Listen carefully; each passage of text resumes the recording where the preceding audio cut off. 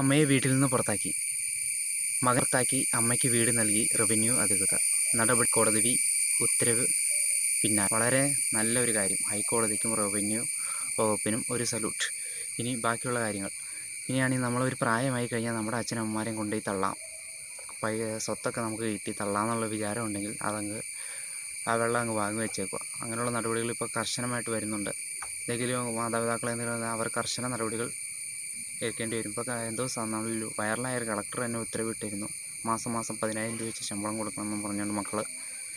അത് തീർച്ചയായിട്ടും ഇങ്ങനെ തന്നെ വേണം. അത് വളരെ നല്ല കാര്യം തന്നെയാണ്. ഒരിക്കൽ പോലും ഇനി നമ്മൾ അങ്ങനെ ചിന്തിക്കുക പോലും ചെയ്യരുത്. തീർച്ചയായിട്ടും നമ്മൾ ഇത്രയും വളർത്തി വലുതാക്കിയല്ലേ. നിങ്ങളൊന്ന് ഒരു നേരത്തെ ഒരു ഹോസ്പിറ്റലിൽ കൊണ്ടുപോയി അബോർഷൻ കഴിഞ്ഞാൽ, അല്ലെങ്കിൽ ഇപ്പം അതിൻ്റെ ഒരു കൊച്ചു കണ്ട് എറിഞ്ഞ് കൊന്നു കളഞ്ഞാൽ, അതുപോലൊന്നും നിങ്ങളുടെ അമ്മമാരൊന്നും ചെയ്തില്ലല്ലോ. അതൊക്കെ നിങ്ങൾ ഇത്രയും വളർത്തി വലുതാക്കിയില്ലേ. അതിൻ്റെയെങ്കിലും ഒരു നന്ദിയെങ്കിലും കാണിക്കണം. അതിൻ്റെ നന്ദിയെങ്കിലും ഒരു മനുഷ്യർ എന്നാൽ 100-ൽ 1 അംശം കാണിക്കണം. ഇന്നലെ പുഴയിലെറിഞ്ഞ് കൊന്നേക്കണയാണ് സ്വന്തം തെറ്റതള്ള. അപ്പോൾ ഇത്രയും വളർന്ന് വലുതായിട്ടല്ലേ നമ്മൾ ഉപേക്ഷിക്കാൻ തോന്നുന്നത്. അത്രയെങ്കിലും നിങ്ങൾ വളർത്തി വലുതാക്കിയില്ലേ. അതിൻ്റെ ഒരു നന്ദിയെങ്കിലും കാണിക്കുക. ഇത്രയും പ്രായമായവരെ കൊണ്ട് തള്ളാതിരിക്കുക. നാളെ നിങ്ങൾക്കും ഇതേ ഗതി വരും. അത് കോടതി ഉത്തരവല്ല, കർമ്മ എന്ന് പറഞ്ഞ സംഭവമുണ്ട്, നിങ്ങൾക്കും വരും. ദൈവത്തെ ഓർത്ത് ഇങ്ങനെയുള്ളതും ചെയ്യാതിരിക്കുക. എന്തായിരുന്നാലും റവന്യൂ വകുപ്പിനും ഹൈക്കോടതിക്കും ബിഗ് സല്യൂട്ട്.